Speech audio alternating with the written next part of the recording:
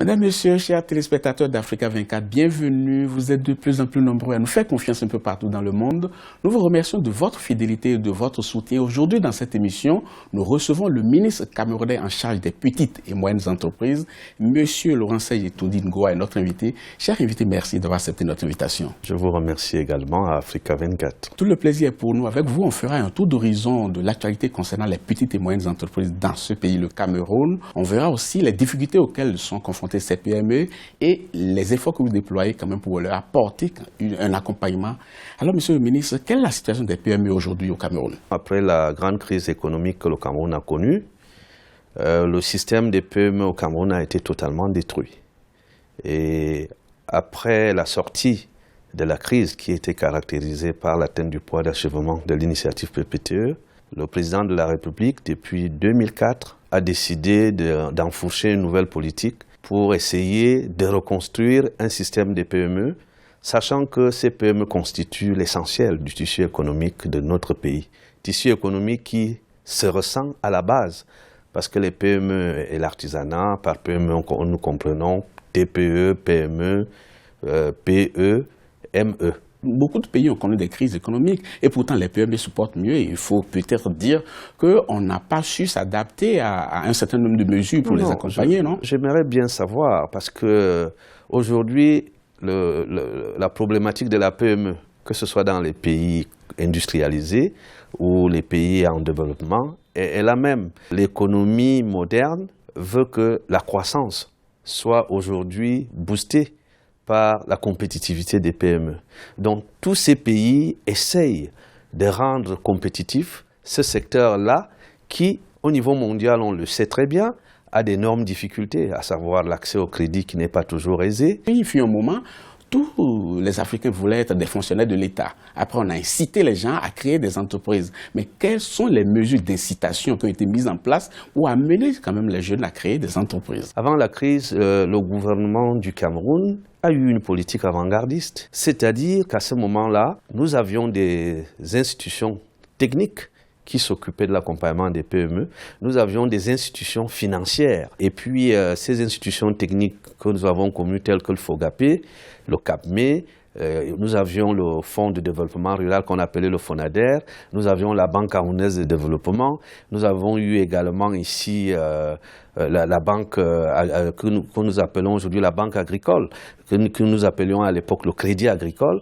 Toutes ces institutions étaient dédiées à l'encadrement des PME. Et pourtant, les PME n'ont pas résisté à la crise. Les PME n'ont pas résisté pour la simple raison qu'on n'avait jamais fait, le Cameroun était un jeune État dans les années 70-80.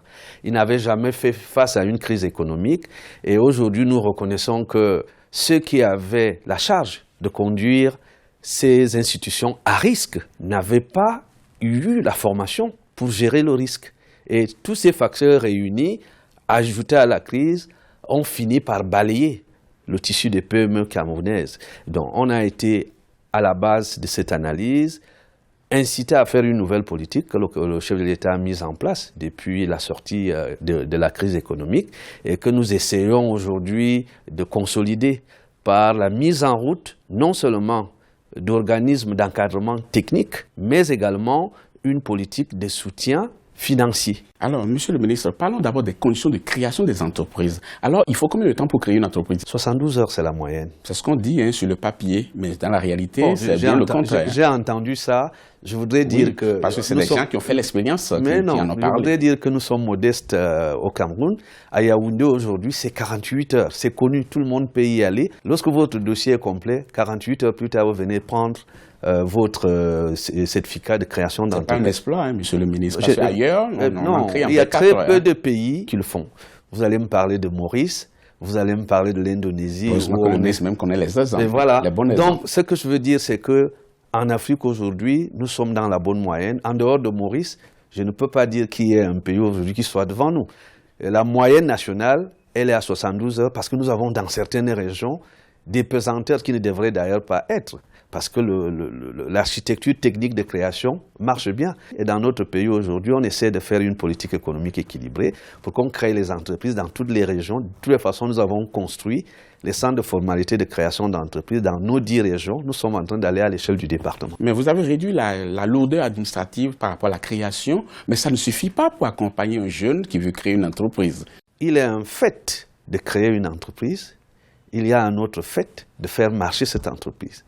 Faire marcher l'entreprise voudrait dire que le créateur ou celui qui l'utilise sait comment on gère une entreprise, sait comment on gère une start-up, c'est-à-dire une entreprise qui vient d'être créée. Et au jour d'aujourd'hui, le gouvernement, sous la très haute impulsion du président de la République, a mis en place des structures qui s'occupent de ce côté. Nous avons l'agence de promotion des PME, qui sera le bras séculier sur l'encadrement. Mais qui fait quoi concrètement? Elle s'occupe de la création, de l'encadrement, de l'accompagnement, de la recherche des financements, du renforcement des capacités des acteurs qui sont déjà sur le terrain, etc. etc. Mais si tant est qu'il y a une structure qui s'occupe de tout cela, pourquoi est-ce que les jeunes créateurs d'entreprises râlent alors? Je ne sais pas où ils sont en train de râler. Mais ils râlent beaucoup. Hein. L'agence est nouvelle. Elle est en train de se mettre en place, mais avant l'agence, nous avons déjà une bourse de sous-traitance dont certaines articulations sont pratiquement les mêmes que celles que l'agence enfourche aujourd'hui. Nous avons un bureau national de mise à niveau des entreprises qui s'occupe de celles qui sont là, dont les missions d'accompagnement sont également les mêmes.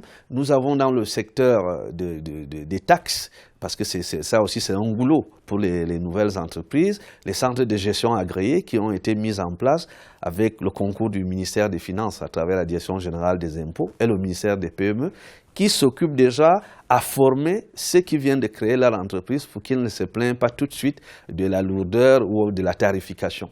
Alors, nous avons ensuite une plateforme de dialogue secteur public, secteur privé, CBF, qui, dans cette concertation-là, amène le secteur financier à accompagner les entreprises qui sont là à travers la mise en route des opérations financières tout à fait fluides. Monsieur le ministre, parlons maintenant de l'accès au financement. Alors, je disais tout à l'heure que les PME râlent beaucoup, estimant qu'ils ne sont pas accompagnés. On leur demande pas mal de conditions qu'il faut remplir avant d'avoir accès au financement, des conditions qu'ils n'arrivent jamais à remplir. Alors, où se situe vraiment le problème à ce niveau? Ce problème est un problème qui est mondial. Ce n'est pas d'une spécificité du Cameroun. Le Cameroun peut faire exception. Le problème qui se pose est la qualité du crédit auquel les PME ont accès. Si c'est un crédit à très court terme, nous avons les établissements de microfinance qui font de très bonnes choses. Aujourd'hui,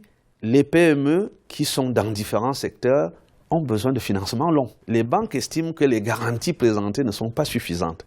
Mais si on laisse le problème de garantie, si on laisse le problème de type de financement, nous sommes aujourd'hui tout à fait honnêtes de reconnaître que nos PME ont besoin d'un accès au pouvoir compétitif, c'est-à-dire d'un accompagnement technique qui doit d'abord assurer les établissements financiers. Est-ce que c'est les banquiers qui sont trop exigeants ou bien c'est les PME qui n'ont pas le minimum? C'est les deux. Parce que lorsque la crise économique a traversé le Cameroun, les banques en ont drôlement souffert. Hein.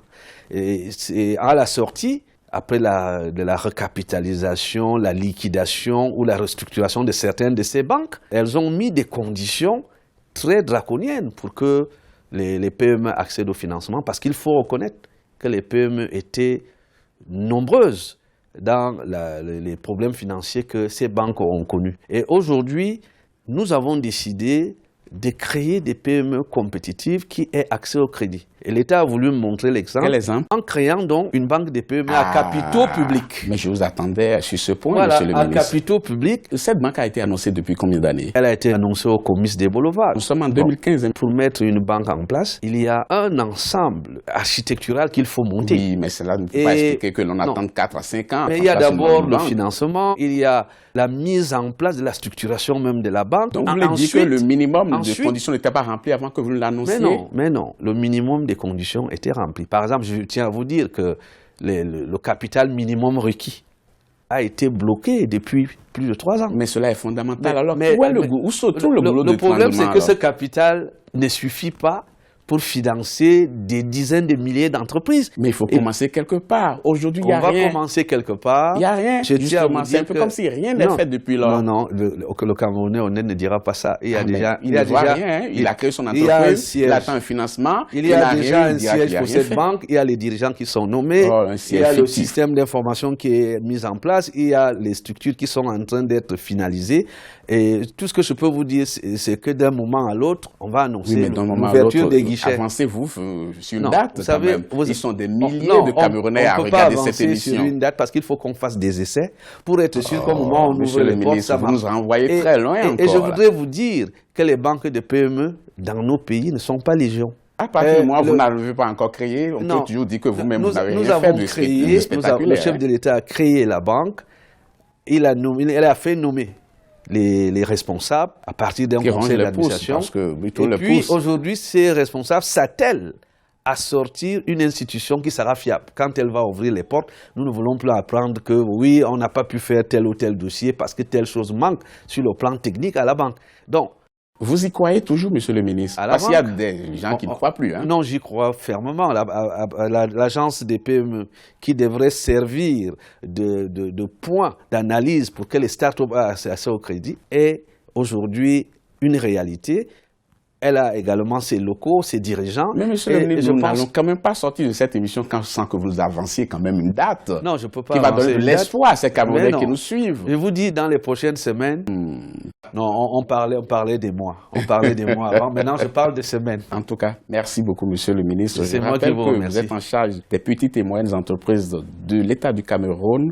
Monsieur Laurent Seydi-Toudi, merci beaucoup. C'est moi qui vous remercie. Quant à vous, chers téléspectateurs, nous sommes à la fin de cette émission. Merci beaucoup de l'avoir suivi. Prochain rendez-vous très bientôt pour un autre numéro. À bientôt.